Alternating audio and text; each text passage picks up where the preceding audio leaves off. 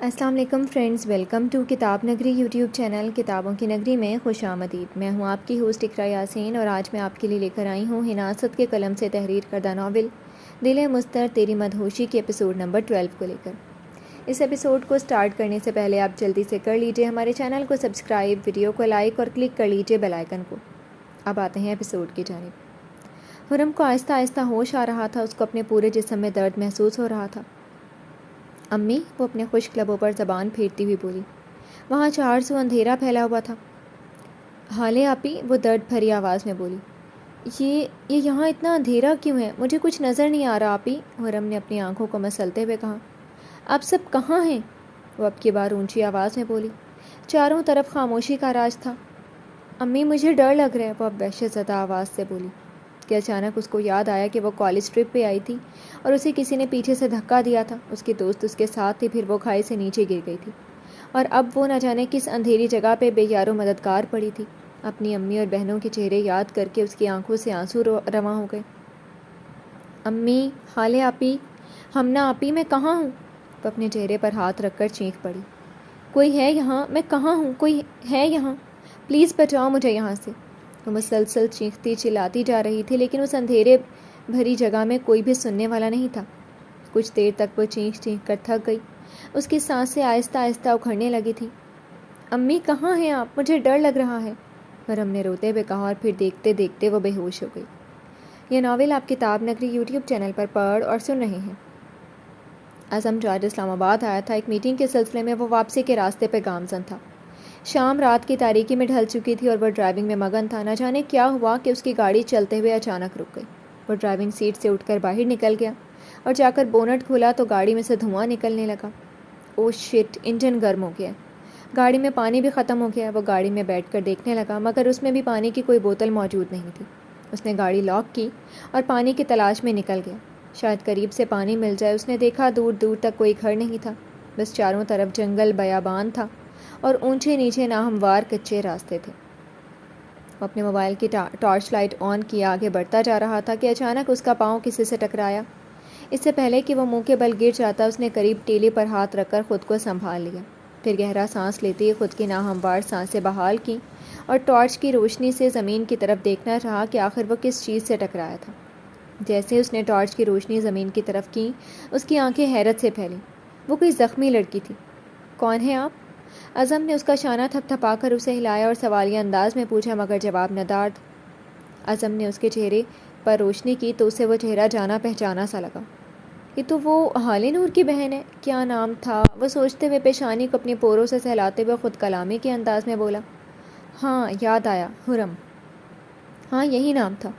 حرم، آپ ٹھیک ہے نا؟ اٹھیں، اس نے اسے جھنجھوڑا۔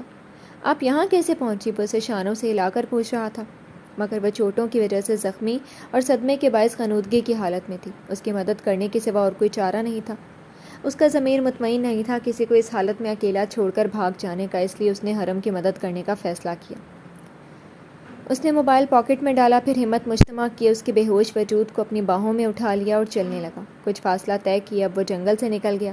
اسے واپسی کا راستہ نہیں ملا، یا شاید وہ پریشانی میں بھول گیا تھا۔ وہ کچے راستے پر چلنے لگا، مگر آس پاس کوئی مدد نہیں ملی۔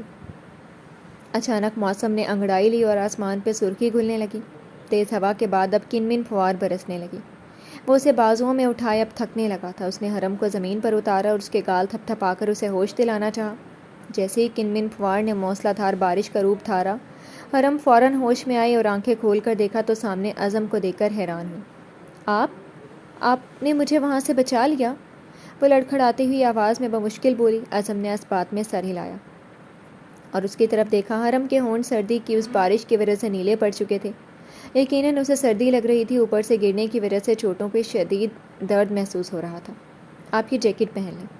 حرم کا دوپٹہ گرتے وقت نہ جانے کہاں گیا تھا، اسے خود کی ہوش بھی نہیں تھی۔ اس نے اپنے آپ کو بنا دوپٹے کے دیکھا تو شرم سے دوہری ہوئی نظریں جھکا لیں اور اس کے ہاتھ سے جیکٹ لے کر اپنے شانوں کے گرد پھیلائی۔ یہ ناول آپ کتاب نگری یوٹیوب چینل پر پڑھ اور سن رہے ہیں۔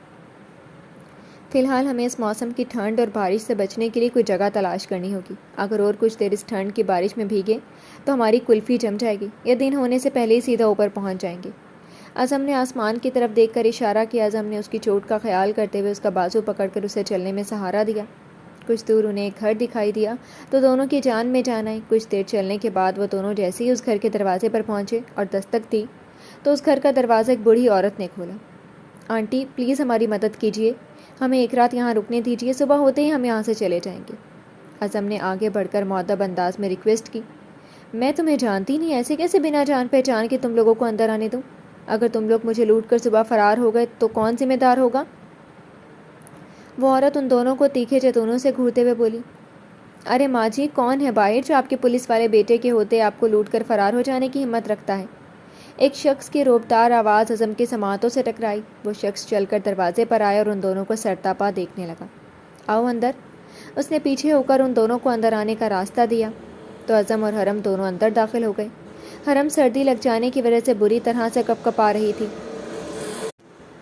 ہاں جی، تو بتاؤ کون ہو تم دونوں؟ کہیں گھر سے بھاگ کر تو نہیں آئے؟ اس آدمی نے تفتیشی انداز میں پوچھا اور دیوار پہ لگی کھونٹی جس پر اس کا پولیس یونیفارم لٹکا تھا اور گن ہولڈر بھی وجا کر اس میں مین گن نکالے ان کی طرف آیا۔ نال کرو حرم کی جانب کیے بولا۔ حرم کی آنکھوں میں خوف سمٹ آیا۔ وہ ہراساں نظروں سے کبھی اس آدمی کو دیکھتی تو کبھی ساتھ بیٹھے اعظم کو۔ آج نہ جانے کیسا منحوس دن تھا، صبح سے ہر کام غلط ہو رہا تھا۔ آج کے دن کی ساری مصیبتیں ایک ساتھ آن پڑیں۔ اس نے دل میں سوچا، اس سے پہلے کہ وہ ڈر سے رونے لگتی، اعظم نے اس کا کپکپاتا ہوا ٹھنڈا ہاتھ اپنے ہاتھ میں لیے مضبوطی سے پکڑ لیے، جیسے اسے اپنے ساتھ کا احساس دلا رہا ہو۔ مجھے سوچ سمجھ کر بولنا ہوگا۔ اعظم نے سوچوں کے گھوڑے دوڑائے۔ یہ میری بیوی ہے، وہ پختہ گھمبیر لہجے میں بولا تو حرم نے چونک کر اس کی جانب دیکھا۔ سامنے موجود ضعیف عورت اور وہ پولیس والا ان دونوں کی ایک ایک حرکت پر غور کر رہے تھے۔ اعظم نے حرم کے ہاتھ پر دباؤ بڑھا کر اپنی طرف سے اسے خاموش رہنے کا اشارہ دیا۔ کیا ثبوت ہے کہ یہ کم عمر اور خوبصورت سی لڑکی تم جیسے کی بیوی ہے؟ اس پولیس والے نے طنزیہ انداز میں اسے گھورتے ہوئے کہا۔ مجھے کیا پتا تھا کہ اپنی شادی کا ثبوت دینے کے لیے نکاح نامے کو 24 گھنٹے جیب میں رکھنا پڑتا ہے۔ وہ اس پولیس والے کے تفتیشی انداز پہ تل ملا کر تیکھے لہجے میں ایک ایک لفظ چبا چبا کر بولا، چلو نکاح نامہ نہ صحیح، کوئی شادی کی تصویر تو ہوگی نا تمہارے موبائل میں؟ اس نے ایک اور وار کیا جو ٹھیک نشانے پر لگا۔ اعظم گڑبڑا گیا اور پینٹ کی پاکٹ پہ اوپر سے ہاتھ رکھا جس میں موبائل تھا۔ نکالو باہر موبائل۔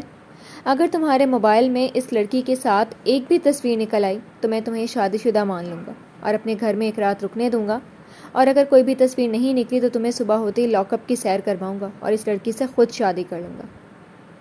اس کی بات پر حرم نے سختی سے اعظم کا ہاتھ پکڑا اور آنکھیں میچ لیں۔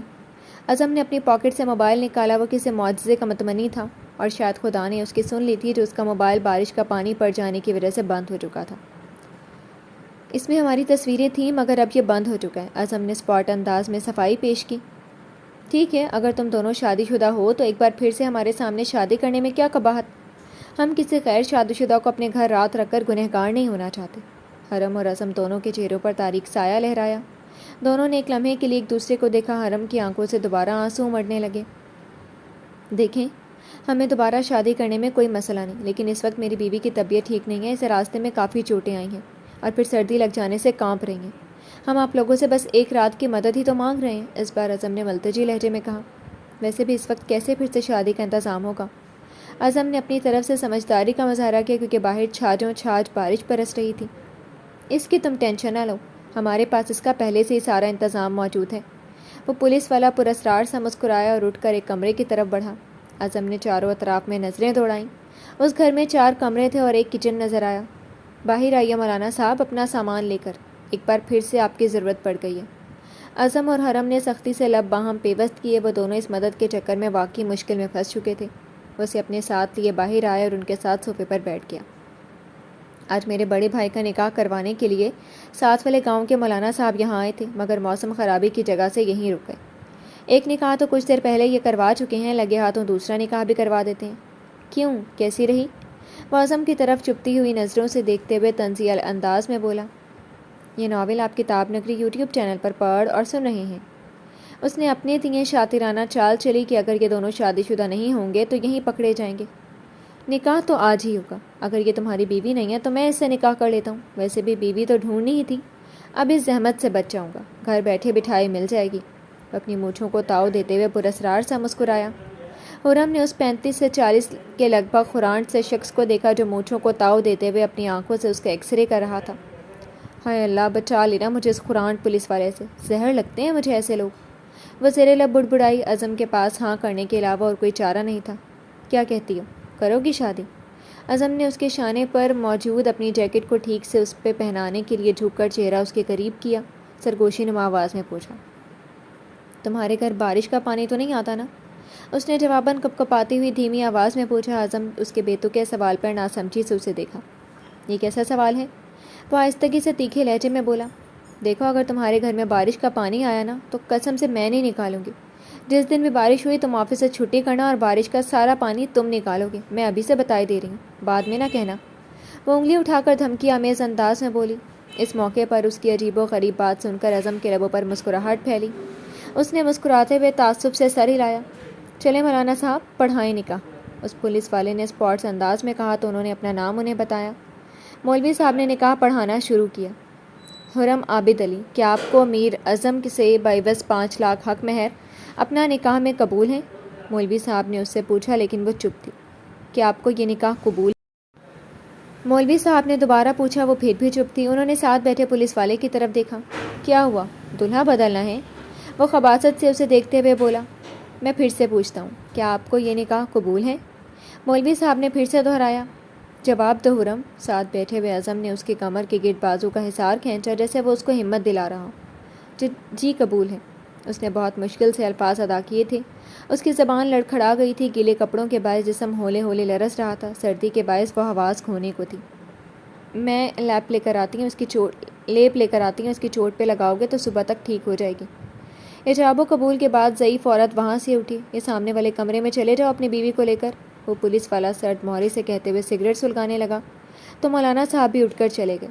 اعظم نے اس بار سردی سے ٹھٹھرتی ہوئی حرم کی کمر کے گرد پکڑ مضبوط کر دی اور اسے اپنے ساتھ لیے کمرے میں آیا۔ وہاں بستر پہ اسے بٹھایا تو وہ لیٹنے کے بجائے بے سود سی جیسے ڈھہ گئی۔ وہ مسلسل کمرے میں ادھر سے ادھر چکر کاٹ رہا تھا کہ دروازے پر دستک ہوئی۔ یہ لیپ لے لو۔ اس نے دروازہ کھولا تو اسی عورت نے ایک مٹی کا پیالہ پکڑایا جس میں لیپ تھا۔ وہ دروازہ بند کرتے ہوئے واپس پلٹا اور سائڈ ٹیبل پر وہ پیالہ رکھ دیا۔ پھر حرم کی طرف متوجہ ہوا جو بے سود سی پڑی تھی۔ تم ٹھیک ہو حرم؟ اس نے حرم کا سرخی مائل گال تھپ تھپا کر سوالیہ انداز میں پوچھا۔ اس کے گال کو ہاتھ لگایا تو وہ بخار کی حدت سے پوری طرح تپ رہی تھی۔ اعظم نے بستر پر پڑا کمفرٹر فوراً اس پہ اڑا دیا تاکہ اس کے کپکپاتے ہوئے وجود کو سکون ملے۔ وہ ایک مضبوط جسامت کا مالک تھا جس پر سردی کی تیز بارش کا کوئی خاص فرق نہیں پڑا تھا، لیکن وہ ایک کمزور سی لڑکی تھی جو ہلکا ہلکا کانپتی اسے چونکا گئی تھی۔ تم ٹھیک ہو؟ اعظم نے اس کے قریب آتے ہوئے پوچھا۔ نہیں، وہ بس یہی کہہ سکی تھی۔ وہ کیسے اسے بتاتی کہ چوٹ سے زیادہ درد تو اسے یہ تھا کہ جب سب کو پتہ لگے گا تو وہ کیسے سب کو فیس کرے گی۔ اعظم نے اپنی گیلی شرٹ اتار دی اور اس کے قریب بستر پر بیٹھ گیا، اس کی پیشانی پر ہاتھ رکھے اس کے بخار کی شدت معلوم کرنے کے لیے۔ مجھے بہت سردی لگ رہی ہے، حرم نے دھیمی کپکپاتی ہوئی آواز میں کہا۔ اعظم نے گہرا سانس لیتے ہوئے لب باہم پیوست کیے اور چند ساتوں کے لیے آنکھیں میچ کر کھولیں۔ اس نے حرم کو اس سردی کی شدت سے بچانے کے لیے ایک بہت بڑا فیصلہ لیا۔ وہ نہیں جانتا تھا کہ آگے چل کر اس فیصلے کا انجام کیا ہونے والا تھا۔ وہ کمفرٹر دونوں ہاتھوں پہ ڈالتے ہوئے اس کے ساتھ محو استراحت ہوا اور ہاتھ بڑھا کر سائڈ ٹیبل پر موجود لیمپ بجھا دیا۔ کمرے میں تاریکی چھا گئی۔ یہ ناول آپ کتاب نگری یوٹیوب چینل پر پڑھ اور سن رہے ہیں۔ حرم کو اپنے چہرے پر اس کی تپش زدہ سانسیں محسوس ہوئیں تو اس نے نیم آنکھوں سے اسے دیکھنا چاہا، مگر اندھیرے کے باعث اس کا چہرہ نہیں دیکھ سکی۔ اسے لگا جیسے اسے کسی انگارے نے چھو لیا تھا۔ اس کی مضبوط بازو کا حالہ اس کی کمر کے گرد تھا، اس کے شانے پر اس کی دہکتی ہوئی سانسوں کی تپش تھی۔ اس کی گرم سانسیں اسے اپنے چہرے کو جھلساتی ہوئی محسوس ہوئیں۔ اس کا پور جیسے جلنے لگا تھا۔ اس کی نرم گرم گرفت سے اس کے ٹھنڈے نیلے پڑتے بدن میں سنسناہٹ دوڑ گئی۔ اس کے وجود پر حاکمیت قائم کرنے لگا۔ کاٹو تو جیسے بدن میں لہو نہیں والی کیفیت کے مصداق وہ اس گھڑی اس لمبے چوڑے شخص کی گرفت میں مقید پھڑ پھڑا کر رہ گئی تھی۔ اس نے چھٹپٹا کر اس کی گرفت سے نکلنے کی صحیح کی، مگر شاید وہ ان لمحوں کی طلسم میں پور ڈوب چکا تھا۔ وہ ان لمحات کو مسلسل کر لینا چاہتا تھا، ایک نئی داستان رقم کر لینا چاہتا تھا جس میں ان دونوں کے سوا کسی تیسرے کی گنجائش نہیں تھی۔ اس کی جسارتوں اور دلاویز قربتوں پر حرم کا وجود اس وقت شعلوں کی لپیٹ میں تھا۔ اس کی مضبوط گرفت میں حرم نے اپنی رہی سہی طاقت کے بل پر ننھی منھی مزاحمتیں کی، مگر بے سود رہی۔ وہ اس کی ایک بھی سننے کو تیار نہیں تھا، بس اپنی ہی منمانیاں کیے اس پہ کنمن پھوار بن کر قطرہ قطرہ برس رہا تھا۔ کچھ ہی دیر میں اس کی نرم گرم گرفت میں حرم کو بھی سکون محسوس ہونے لگا تھا۔ سردی کی شدت کم ہونے لگی تھی۔ باہر بارش کی رفتار میں تیزی آ گئی تھی اور اندر اس کی شدتوں میں بھی۔ حرم زیادہ دیر مزاحمت نہ کر سکی اور اپنے شکستہ وجود سے اس کے سامنے ہار گئی تھی۔ وہ ساری رات قطرہ قطرہ اس پہ برستا رہا اور وہ آنکھیں موندے اس کی آغوش میں نہ جانے کب نیند کی وادیوں میں چلی گئی تھی، اسے خود بھی خبر نہیں ہوئی تھی۔ جی تو فرینڈز، کیسی لگی آپ کو آج کی ایپیسوڈ؟ کمنٹ سیکشن میں ضرور بتائیے گا۔ پھر حاضر ہوں گے ناول کی نیکسٹ ایپیسوڈ کے ساتھ، تب تک کے لیے اجازت دیجیے۔ شکریہ، اللہ حافظ۔